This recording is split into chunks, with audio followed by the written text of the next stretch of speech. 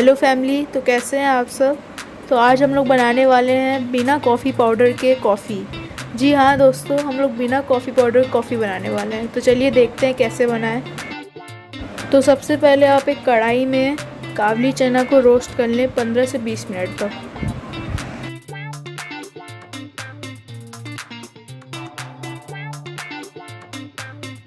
देखिए फैमिली, ये हो चुका है।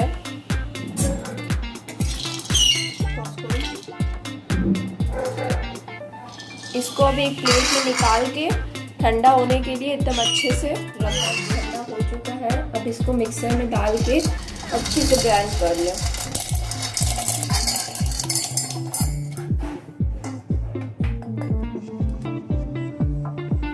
इसे कटोरी में निकाल के रख लें अच्छे तरीके से।